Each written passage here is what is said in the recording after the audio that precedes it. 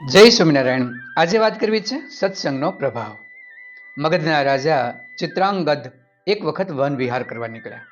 ફરતા ફરતા એક નદી કિનારે પહોંચ્યા તો નદીની સામે કાંઠે એક નાનકડી એવી ઝૂંપડીની અંદર એક મહાત્મા રહે અને ભગવાનના કાર્યમાં પોતાનું જીવન પસાર કરતા હતા।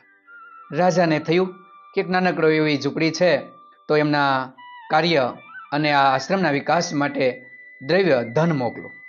પોતે મગધની અંદર આવે છે, સૈનિકોને કહે છે કે જાઓ પેલી ઝૂંપડી હતી એ આશ્રમની અંદર થોડું દ્રવ્ય દઈ આવો।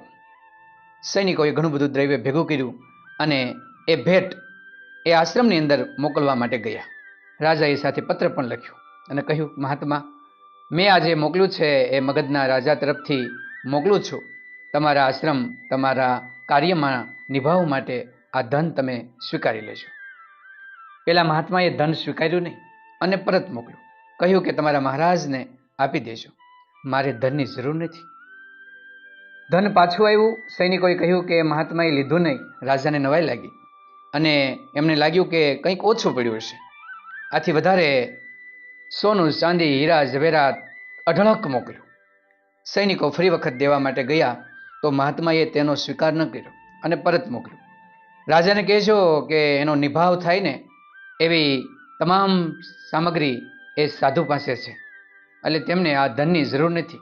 રાજાને નવાઈ લાગી, કશું દેખાતું તો હતું નહીં, સામાન્ય થોડાક વાસણ ને નાની એવી ઝૂંપડી, તો આ સાધુ પાસે એવું તો શું છે કે આ હીરા માણેક પરત મોકલ્યા। ખુદ રાજા ચાલીને એ ઝૂંપડીએ જાય છે અને મહાત્માને વંદન કરે છે। અરે મહાત્મા, આવડો આશ્રમ ચલાવો છો, નાની એવી ઝૂંપડીમાં રહો છો, મને ક્યાંય કિંમતી સામાન દેખાતો નથી અને તમે કહો કે તમામ જરૂરિયાત સંતોષાય એવું મારી પાસે છે, તો તમારી પાસે છે શું? ત્યારે મહાત્માએ કહ્યું, અહીં નજીક આવો તો તમને એક ખાનગી વાત કહું। રાજાએ કાન નજીક લઈ ગયા ત્યારે મહાત્માએ કહ્યું કે મને છે ને એક રસાયણ વિદ્યા આવડે છે। કોઈ પણ ધાતુને એ રસાયણ હું અડાડું કે મંત્ર બોલું તો એ સુવર્ણ બની જાય છે। તો રાજાને એમ થયું કે મહાત્મા એ વિદ્યા તો મને શીખવાડો, કારણ કે હું તો રાજા છું।